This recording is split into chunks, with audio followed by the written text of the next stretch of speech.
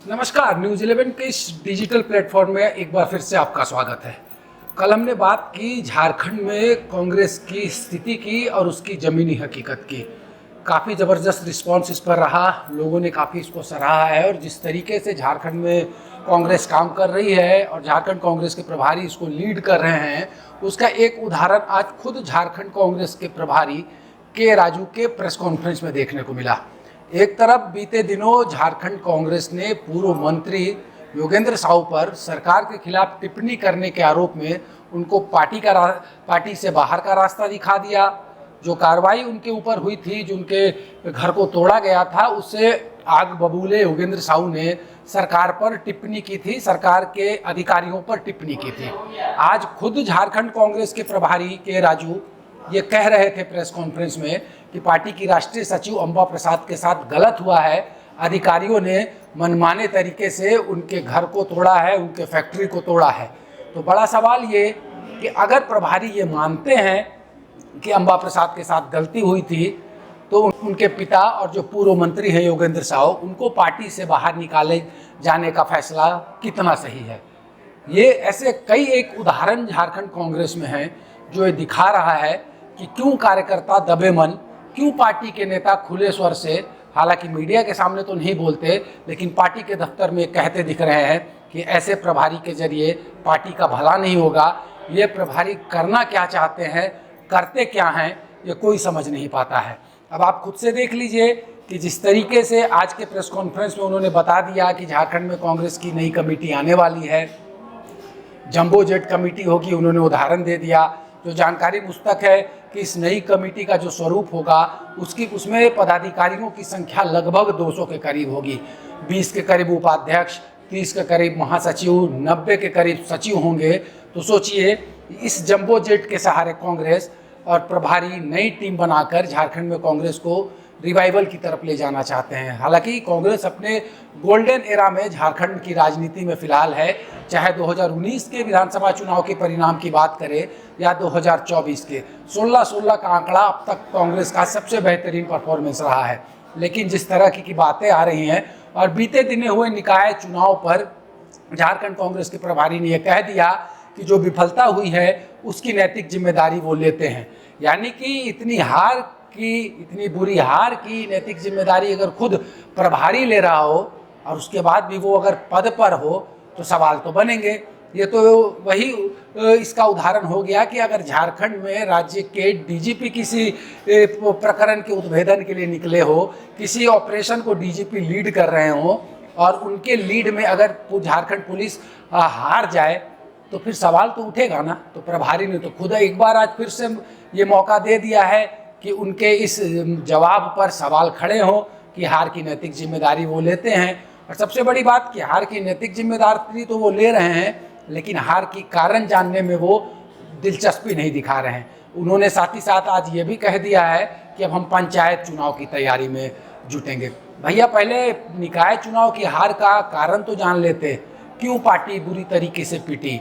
आप सिर्फ प्रशिक्षण में अगर फोकस करेंगे, वो भी ऐसे वक्त में जब पार्टी यह कहती है कि हम आम लोगों से पार्टी को जोड़ेंगे।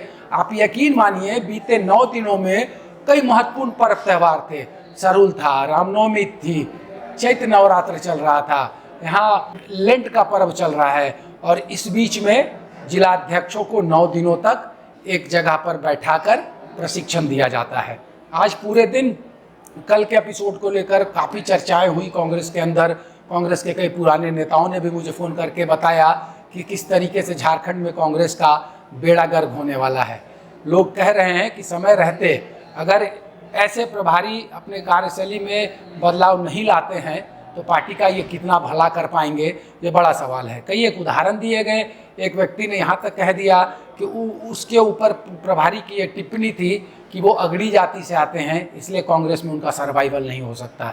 ये टिप्पणी अगर एक प्रभारी ने प्रदेश अध्यक्ष की मौजूदगी में झारखंड में की है तो ये भी समझ से परे है कि ऐसे में जो वोट बैंक की राजनीति है उसमें ये कितना असर डालेगा। अब आप बीते दिनों देख लीजिए, झारखंड कांग्रेस के प्रभारी ने आवेदन मंगाया। पहली बार झारखंड में पदाधिकारी बनने के लिए लोगों ने ऑनलाइन आवेदन दिया। तकरीबन 1200 लोगों का आवेदन आया। स्क्रूटनी के लिए टीम बनी, स्क्रूटनी हो गई, लेकिन परिणाम आज तक नहीं आया। यही हाल झारखंड में प्रवक्ताओं के चयन के लिए मीडिया टैलेंट हंट का भी रहा। लगभग 700 लोग आज भी इंतजार कर रहे हैं कि ये जो मीडिया टैलेंट हंट हुआ है झारखंड में कांग्रेस का, इसका परिणाम क्या होगा। लोग गाहे बगाहे फ़ोन करके कभी मीडिया वालों से पूछते हैं, कभी पार्टी के मीडिया विभाग से पूछते हैं कि परिणाम क्या है, लेकिन परिणाम निकले तब तो किसी तक परिणाम आए। बड़ी दिलचस्प बातें इन दिनों निकल कर सामने आ रही है। बीते कई उदाहरण उभर कर सामने आ रहे हैं। निकाय चुनाव की ही बात कर ले तो निकाय चुनाव को लेकर ही प्रभारी ने एक बार कह दिया था कि अरे झारखंड में दलीय आधार पर चुनाव क्यों नहीं हो रहा है, जबकि इसी गठबंधन की सरकार ने नगर निकाय चुनाव में जो 2018 में प्रावधान हुआ था दलीय चुनाव का, उसको समाप्त किया था।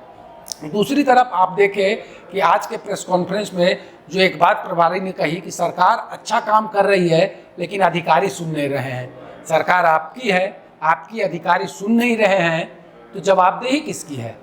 इसके लिए रिस्पॉन्स कौन करेगा? इसके लिए जवाबदेही आप किस पर तय करेंगे? सिर्फ ये कह देना कि अधिकारी नहीं सुन रहे हैं, तो क्या ये सिर्फ और सिर्फ खुद के बचाव के लिए उठाया गया कदम और बयान नहीं है?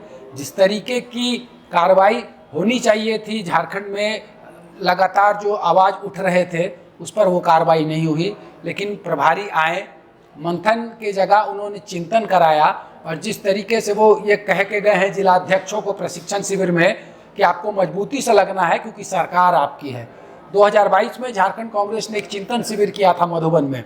उस वक्त भी उस शिविर को ऑनलाइन संबोधित कर राहुल गांधी ने कहा था कि कार्यकर्ताओं को ये महसूस करवाना होगा कि वो सत्तारूढ़ गठबंधन के कार्यकर्ता हैं।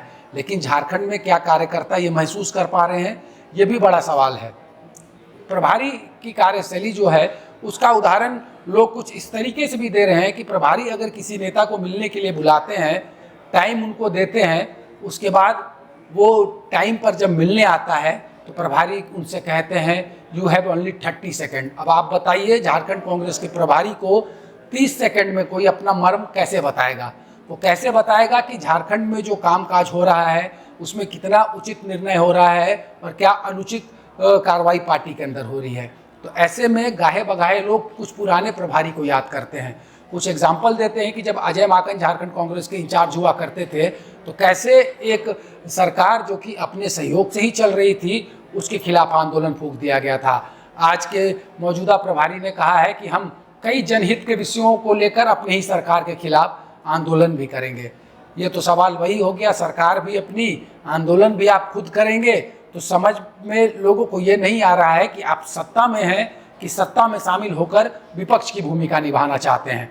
जो सबसे बड़ा सवाल झारखंड के कांग्रेसी कर रहे हैं, कांग्रेस के वर्कर कर रहे हैं कि लगातार झारखंड मुक्ति मोर्चा का जो बयान कांग्रेस को लेकर आ रहा है उसमें आखिर झारखंड कांग्रेस के शीर्ष लीडर्स चुप क्यों हैं?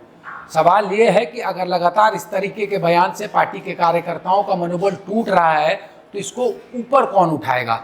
जो जवाबदेही होती है एक प्रभारी के लिए, उसे एक गार्जियन की भूमिका में स्टेट में कांग्रेस में देखी जाती है। लेकिन क्या झारखंड कांग्रेस के प्रभारी अपने गार्जियनशिप में पार्टी को सही तरीके से लेके जा रहे हैं? अब आप बीते दिनों का उदाहरण निकाय चुनाव का ही मैं दे दूं कि 3 कार्रवाई बीते दिनों झारखंड कांग्रेस में हुई। सबसे पहले गिरिडीह और सिमडेगा के कुल 7 लोगों को पार्टी से निकाला गया। आरोप था कि उन्होंने अनुशासनहीनता की, पार्टी के समर्थित उम्मीदवारों के खिलाफ कार्रवाई की।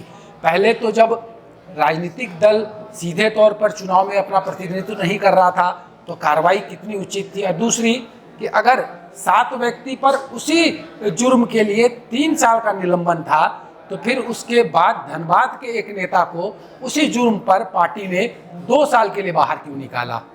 निकाय चुनाव के वक्त जब ये बातें सामने आई कि कार्रवाई करनी है तो कुछ बड़े नेताओं ने गुमला, लोहरदगा में पार्टी समर्थित उम्मीदवार के खिलाफ लड़ने वालों को बचा दिया। यूथ कांग्रेस के एक नेता को निष्कासित किया गया, लेकिन बाद में उसका निष्कासन मुक्त कर दिया गया। तो इस तरह की चीज़ें हैं जो लगातार निकलकर सामने आ रही है कि ऐसी स्थिति में पार्टी कैसे चलेगी। अब जिला अध्यक्षों को प्रभारी की मौजूदगी में ये टास्क दिया गया था कि हर महीने के 5 तारीख को जिला कमेटी की बैठक होगी, हर महीने के 2 तारीख को प्रखंड कमेटी की बैठक होगी। इस टास्क को दिए हुए 4 महीने बीत गए, लेकिन आज तक एक बार भी बैठक नहीं हो पाई। 15 नवंबर अंतिम डेडलाइन था जिला कमेटियों के विस्तार का। आज तक अगर बात कर ली जाए तो लातेहार को छोड़कर संभवतः किसी जिला कमेटी का विस्तार नहीं हुआ। इस ओर ना प्रभारी का ध्यान है ना अध्यक्ष का ध्यान है। ध्यान कहाँ है? वही प्रशिक्षण पर। ध्यान कहाँ है? वही कनेक्ट सेंटर पर।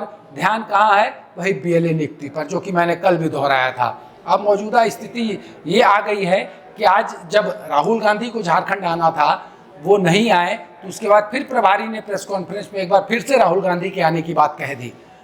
आएंगे कब, इसकी तारीख उन्होंने नहीं बताई, लेकिन ये जरूर कह के गए कि कुछ विषयों को लेकर वो आएंगे और झारखंड में ग्रास रूट लोगों से मुलाकात करेंगे। लेकिन वो लोग पार्टी के लोग नहीं होंगे, पार्टी के बाहर के कुछ लोग जो सोशल एक्टिविस्ट होंगे या किसी और तरीके से वो झारखंड में काम करते हैं। तो ऐसे में उन कार्यकर्ताओं को आप निराश कर रहे हैं या उसका उत्साह बढ़ा रहे हैं, ये बड़ा सवाल है। सवाल का जवाब कौन देगा? क्योंकि सवाल खुद प्रभारी पर उठ रहा है और प्रभारी के खिलाफ ना तो प्रदेश अध्यक्ष बोलेंगे, ना सीएलपी लीडर बोलेंगे, ना पार्टी के मंत्री, ना विधायक, ना पार्टी के पदाधिकारी। हालांकि पदाधिकारी तो है नहीं, भाड़े की कमेटी से झारखंड में कांग्रेस चल रही है। जिला अध्यक्षों को अगर पावर देने की बात होती है तो जिला अध्यक्षों को कितनी पावर पार्टी देती है, ये बीते दिनों के कई उदाहरण में आपने स्पष्ट रूप से देखा है। तो मौजूदा स्थितियों में हम ये कह सकते हैं कि अगर इसी कदर से पार्टी चलेगी तो धीरे धीरे मजबूत होने की जगह काफ़ी तेज़ी से कमज़ोर हो जाएगी। और जब पार्टी कमज़ोर हो जाएगी तो आप चुनाव में जाएंगे तो चुनाव में आपके पास लड़ने के लिए ना कार्यकर्ता होगा ना पार्टी का नेता होगा। और यकीन मानिए आप, जिन परिस्थितियों के बीच झारखंड में कांग्रेस अब पहुंच रही है तो एक बड़ा विद्रोह बहुत जल्द प्रभारी के खिलाफ भी हो सकता है। ठीक वैसा ही विद्रोह जो कभी अध्यक्ष पद पर रहते हुए डॉक्टर अजय कुमार के खिलाफ कांग्रेस भवन में हुआ था और प्रदेश अध्यक्ष गो बैक के नारे लगे थे। तो इसकी तैयारी में भी अब कांग्रेसी जुट चुके हैं कि अगर यही कार्यशैली प्रभारी की रही तो उनका खुला विरोध भी करना होगा। तो कांग्रेसी करेंगे, क्योंकि उनको चिंता अपनी पार्टी की है कि उनकी पार्टी अगर नहीं रहेगी तो वह राजनीति किसके बल पर करेंगे, और राजनीति नहीं कर पाएंगे तो निकट भविष्य में वो अगर चुनाव लड़ विधायक सांसद बनने का सपना देखते हैं तो ये सपना कहाँ से पूरा होगा। तो इस दूसरी एपिसोड में हमने बताने की एक बार फिर से कोशिश की है कि झारखंड में कांग्रेस की कार्यशैली क्या है। आप लगातार इंतजार करिए, हम आपको परत दर परत दिखाएंगे कि किस तरीके से झारखंड में पार्टी कमज़ोर हो रही है, और कमज़ोर कोई और नहीं, झारखंड कांग्रेस के प्रभारी के राजू कर रहे हैं।